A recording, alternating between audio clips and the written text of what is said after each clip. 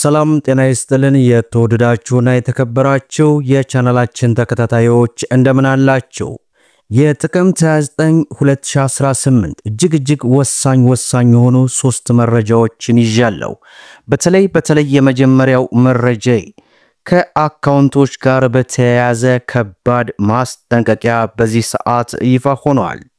ምናልባት ይህ ማስጠንቀቂያ ለበርካታ እህት ወንድሞች የሚጠቅም ስለሆነ በተቻላችሁ መጠን ሼር ያደረጋችሁ እንዲሁም በተለይ ደግሞ በውጭ ሀገራት ያላችሁ እጅግ በጣም መጠንቀቅ ያለባችሁና የሚገባችሁን ጉዳይ በተመለከተ ሙሉ ዝርዝር መረጃውን ይዘናል።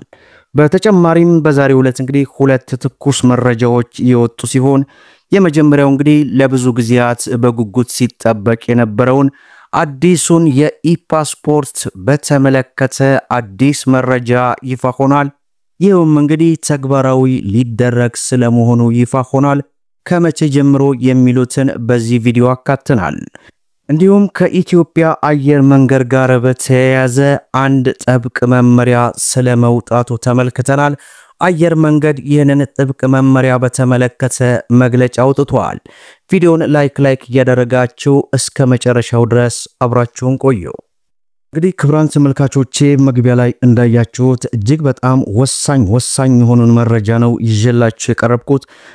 በተለያዩ የዓለም ሀገራት እንዲሁም በሀገር ውስጥም ለምትገኙ ከአካውንት ጋር በተያያዘ የወጣው ጥብቅ ማስጠንቀቂያ እንግዲህ ብዙዎቻችን እህት ወንድሞች እንግዲህ የሚፈልጉት መረጃ ነው። በተቻላችሁ መጠን በተለያዩ ሶሻል ሚዲያዎች ላይ ሼር ያደረጋችሁ እስከ መጨረሻው ድረስ እንድትከታተሉ እንጋብዛለን። ከዛ በፊት እንግዲህ ብዙዎቻችሁ ስትጠብቁት የነበረውን አዲሱን የኢፓስፖርት በተመለከተ እንግዲህ ተግባራዊ ሊደረግ ስለመሆኑ ይፋ ሆኗል።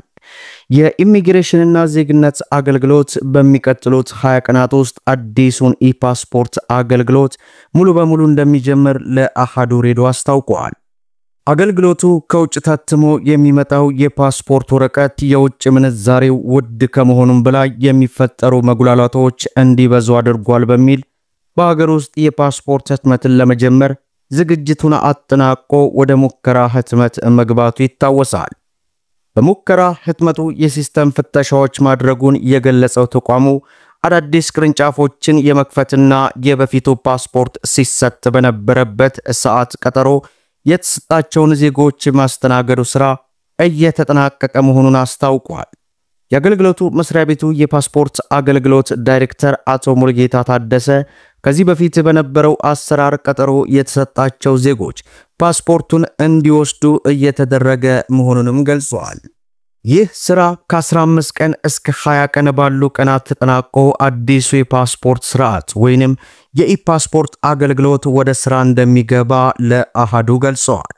በፓስፖርት አሰጣጥ ስርዓት ላይ የተለያዩ ህገወጥ ስራዎችን ሲሰሩ የተገኙ አካላት እርምጃ እንደተወሰደባቸው አንስተው 96 የውጭ ሀገር ዜጎች ፓስፖርት ለማውጣት ሲሉ ተይዘው ለህግ አካላት ተላልፈው መሰጠታቸውን ገልጸዋል።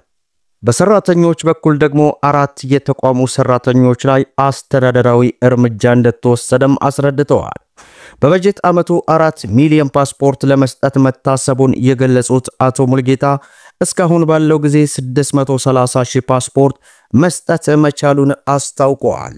በሌላው መረጃችን መግቢያ ላይ እንዳያችሁት በተለያዩ የዓለም ሀገራት እንዲሁም በሀገር ውስጥ የምትገኙ እህት ወንድሞች በሙሉ እጅግ ከፍተኛ የሆነ ጥንቃቄ ልታደርጉበት የሚገባን ከአካውንት ጋር በተያያዘ እንግዲህ መግለጫ ወጥቷል። በኦንላይን የማጭበርበር መንገዶች በርካቶችን ሲያጭበረብሩ የከረሙ 4 ድርጅቶች ተይዘው ክስ እንደተመሰረተባቸው የፌደራል ፖሊስ አስታውቋል። የተለያዩ የማማለያ ስልቶችን በመጠቀም በርካታ ሰዎችን ያጭበረበሩት MMG RTF HCZ እና ቪን የተባሉ የኦንላይን የማጭበርበሪያ ስልቶች ላይ ተሳታፊ ናቸው የተባሉትን ተጠርጣሪዎች ተይዘው ክስ እንደተመሰረተባቸው የፌደራል ፖሊስ ከደቂቃዎች በፊት ይፋ አድርጓል። ድርጅቶቹ የተለያዩ ስያሜዎችን በመያዝና የተለያዩ እድሎች እንዳሉ በመግለጽ ሰዎችን በቀላሉ በትርፍ ሰዓታቸው ተጨማሪ ስራ ሰርተው ገንዘብ ማግኘት እንደሚችሉ በመንገር በሚሊዮኖች የሚቆጠር ገንዘብ አጭበርብረውናል የሚሉ ድርጅቶች ላይ ኦንላይን ማርኬት የሚል ሽፋን በመጠቀም ሲያጭበረብሩ ቆይተዋል ይላል። እነዚህ ድርጅቶች ሲመሩና ሲያንቀሳቅሱ የነበሩ የተባሉ 24 ሰዎችም በቁጥጥር ስር ሲውሉ አራቱ የውጭ ሀገራት ዜጎች ናቸው ተብለዋል። አብዛኞቹ አጭበርባሪዎች መነሻቸው ከውጭ ሀገራት ሆኖ አንዳንዶቹ ድርጅቶች ቢሮ ተከራይተው ኢትዮጵያውያንን ቀጥረው ሲያሰማሩም ተይዘዋል።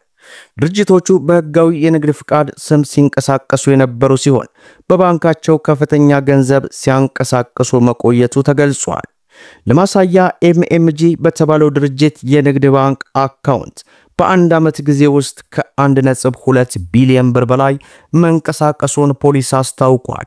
በ24 ቀን ብቻ ወደ አንድ የባንክ አካውንት 400 ሚሊዮን ብር ገብቷል ያለው ፖሊስ ይህም ምን ያክል ሰው ገብቶበት እንደነበር ያሳያልም ብለዋል። እንደ ፖሊስ ዘገባ ሰዎች ሰው ባስገባችሁ ቁጥር ደረጃችሁና የምታገኙት ገንዘብ ያድጋል ስለሚሉ በርካታ ሰዎች ያስገባሉ ያለው ፖሊስ በአንድ ተጠርጣሪ ስር ከ20,000 እስከ 30,000 ሰው እንዳለ በምርመራ ማረጋገጡን ገልጿል። ፖሊስ በዚህ የማጭበርበር ተግባር የተማረ ያልተማረ ሳይለይ በዩኒቨርሲቲ መምህራን፣ ተማሪዎችና የባንክ ሰራተኞች ጭምር ተጠያቂ መሆናቸውን ገልጾ በርካቶች ቤት ንብረታቸውን አጥተዋልም ብለዋል። በዚህም የተነሳ በሀገር ውስጥም በውጭም የምትገኙ ኢትዮጵያኖች በሙሉ እጅግ ከፍተኛ ጥንቃቄ ልታደርጉበት እንደሚገባ በተደጋጋሚ ሰዎች ራሳቸውን ተገቢ ካልሆነ የኢንቨስትመንትና የኦንላይን ስራ እንዲጠነቀቁ በተለያዩ አካላት ቢጠየቁም ዛሬም በየቀኑ በርካቶች በተመሳሳይ መንገድ ገንዘባቸውን እያጡ ስለሆነ ለሁሉም አድርሱ ሲል እንግዲህ ፌደራል ፖሊስ ይፋ አድርጎታል። እናንተም በተቻላችሁ መጠን ለወንድሞቻችሁ ሸር አድርጉት። በሌላው መረጃችን ከኢትዮጵያ አየር መንገድ ጋር ተያይዞ አዲስ መግለጫ ይፋ ሆኗል። የኢትዮጵያ አየር መንገድ ቡድን የአሜሪካ የፌደራል አቪዬሽን አስተዳደር ያወጣው አዲስ መመሪያ ወደ አሜሪካና ከአሜሪካ በሚያደርጓቸው ዓለም አቀፍ በረራዎች ላይ ተጽዕኖ እንደማይፈጥር አስታወቀ። አየር መንገዱ ትላንት ጥቅምት 28 ባወጣው መግለጫ አፍሪካና አሜሪካን የሚያገናኙ ሁሉም የኢትዮጵያ አየር መንገድ በረራዎች በታቀደላቸው መርሃ ግብር መሰረት እንደሚከናወኑ አረጋግጧል። ይሁን እንጂ ሌላ አየር መንገዶችን በመጠቀም ከአሜሪካ ከተሞች ወይንም ከሌሎች መዳረሻዎች የሚመጡ ተሳፋሪዎች በመመሪያው ምክንያት የበረራ ሰዓት ማስተካከያ ወይንም ተጨማሪ የማረጋገጫ ሂደት ሊገጥማቸው ይችላል ሲል አስገንዝቧል። የኢትዮጵያ አየር መንገድ በዚህ ምድብ ውስጥ ለሚገኙ ተጓዦች ለጉዟቸው ተጨማሪ ጊዜ እንዲሰጡና ከመነሳታቸው በፊት የግንኙነት ዝርዝሮችን ከአየር መንገዶቹ እንዲያረጋግጡ መክሯል።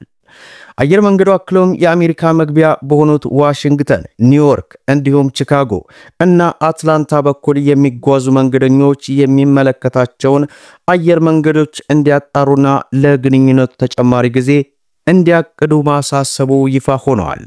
መደመጥ ያለባቸው ወሳኝ የሆኑ መረጃዎችን ይመስላሉ። ቪዲዮውን ላይክ ሸር አድርጉት እያልኩ እስከ ፍጻሜው ድረስ አብራችሁን ስለቆያችሁ ልባዊ ምስጋናችን እየሰጠን በሌላ ቪዲዮ እስከምንገናኝ ወሰላሙ አለይኩም ወራህመቱላህ።